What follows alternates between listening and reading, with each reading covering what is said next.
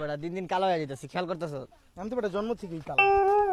ওই একটা জিনিস লক্ষ্য করে দেখ, নয়না না সালমানদার মতো দেখা যায়, পুরা আগুন না, সুন্দর হয়ে গেছে। পুরা সুন্দর। हो अंडरवर्ल्ड में जिक्र यारा के नाम का। রাগ করছে মনে হয়।